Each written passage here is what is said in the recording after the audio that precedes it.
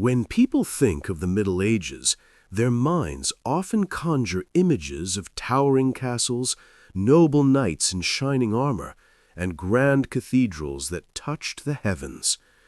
Popular culture has romanticized the medieval world, turning it into an age of chivalry, pageantry, and devotion. But beneath this surface lies a truth that is far more disturbing.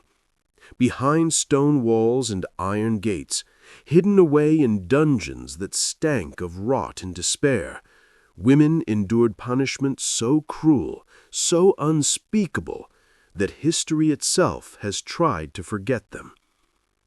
Prisons were not centers of justice. They were instruments of fear. And for women, already viewed as inferior, fragile, or sinful, punishment was designed not only to cause pain, but to silence, to shame, and to erase. Today, we peel back the curtain of time and enter those cold, dark chambers. We will uncover the 7 unspeakable punishments of women in medieval prisons, acts of cruelty that shattered lives and left scars on history. Brace yourself, because this is not the history of kings and queens. This is the history of the forgotten, the condemned, and the silenced. Our journey begins with a punishment of control not of the body, but of the voice. The scold's bridle, sometimes called the brank, was a gruesome device made of iron. Imagine a cage shaped to clamp around a woman's head, with a sharp metal bit pressed deep against her tongue. Once locked into place, she could not speak, could not shout, could not even whisper without cutting her mouth to ribbons. Women accused of gossip, of nagging their husbands, or of simply speaking too freely could be forced into this cruel contraption. The punishment did not stop at silence. The bridle often came with a chain, and the woman would be dragged through the village streets like a criminal animal. Crowds gathered to mock her. Children laughed, men spat, and her shame became entertainment. Her only crime? Using her voice in a society that demanded her silence. The scold's bridle was not just torture of the flesh, it was psychological warfare. It told every woman who saw it, "Your words have no place here." If the bridle silenced, the whip humiliated. In towns and villages across Europe, women accused of crimes both real and imagined were tied to whipping posts in public squares. The punishments were brutal, but they were also theatrical. Public whippings were as much a performance as they were a sentence. The woman was stripped to the waist, exposed to the cold air and the eyes of her neighbors. Then came the lash, cutting into her skin again and again until her back was torn and bloody. The whip itself varied, sometimes leather, sometimes studded with metal, sometimes braided with knots designed to rip flesh. But the pain was not the only weapon. Her humiliation was amplified by the crowd. People shouted insults, laughed at her suffering, and threw rotten food. Her reputation was destroyed as surely as her body was scarred. In many cases, her hair, the symbol of femininity and virtue, was hacked away with dull knives. Baldness was a mark of shame, branding her as disgraced for all to see. The whip was not just punishment, it was a message. To disobey is to be broken in front of everyone you know. If the streets offered humiliation, the dungeon offered slow, quiet death. Medieval prisons were not the stone towers of fairy tales. They were pits of darkness, filth, and despair. Women were thrown into cells beneath castles or town halls, where dampness seeped from the walls and air reeked of mold and human waste.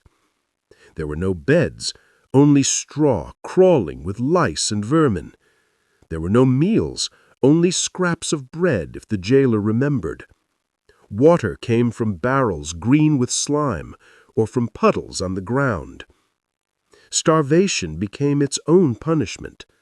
Slowly, the body weakened, muscles wasted away, bones pressed against skin. Hallucinations came with hunger, and despair set in like a shadow that never left. For some women, they were left for months, others for years. Many died long before their sentence ended, their names forgotten, their remains tossed into pits outside the city walls. In truth, starvation was not just a byproduct of imprisonment, it was a deliberate tool. By denying food, jailers turned women into living ghosts, teaching society that disobedience ended not with fire or steel, but with endless, gnawing hunger in the dark.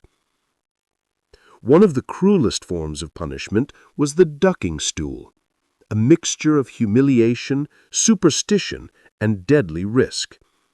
The device was deceptively simple: a wooden chair fastened to a long beam. A woman suspected of crimes such as witchcraft, heresy, or even simply being disobedient was strapped in tightly. Before a crowd of jeering townsfolk, she was lowered into a river or pond. Once submerged, she was held under until her lungs burned, then yanked back up, gasping for air, only to be plunged again. The logic behind this ordeal was twisted. If she drowned, she was declared innocent. If she survived, she was guilty. There was no way to win. For the villagers, it was a spectacle. Children shouted, men cheered, and the suffering of women became entertainment. For the victim, it was terror. Water flooding her lungs, vision fading, heart racing with the knowledge that survival meant worse pain still to come. The ducking stool was not only torture, but a ritual of control. It reminded all women that their lives, their bodies, and their reputations belonged to the judgment of men. Of all the punishments, few were as terrifying as the torture devices designed to break the human body in ways that defied imagination. The iron chair was one of the most feared. Covered in hundreds of sharpened spikes, it forced a woman to sit as her skin was punctured from head to toe. Once strapped down, she could not move. If she did, the spikes drove deeper. But the cruelty did not stop there. Beneath the chair, torturers lit fires, heating the iron until it scorched flesh and bone.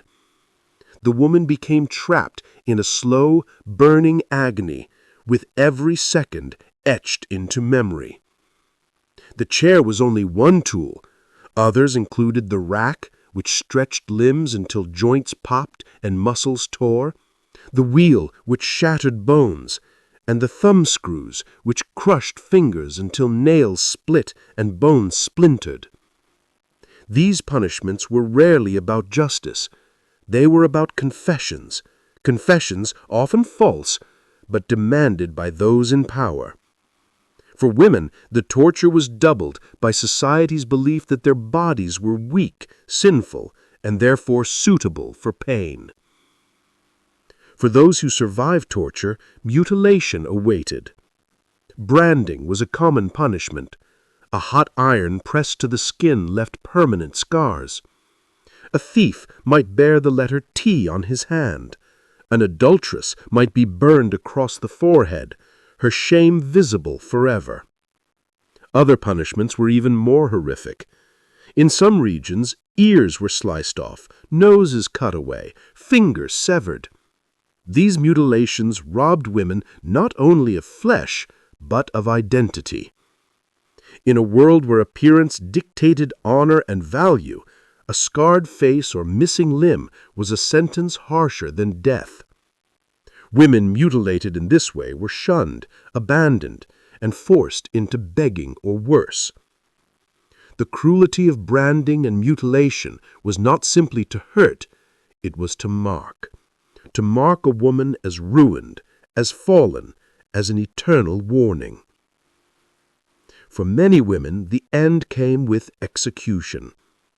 Accused of witchcraft, heresy, or adultery, women were condemned to die in ways that were both public and painful. Hanging was common, but the most infamous was burning at the stake. Bound to wooden posts, women were surrounded by kindling and set ablaze. Flames consumed their bodies as crowds watched, convinced that fire would purify the soul. The screams echoed across villages,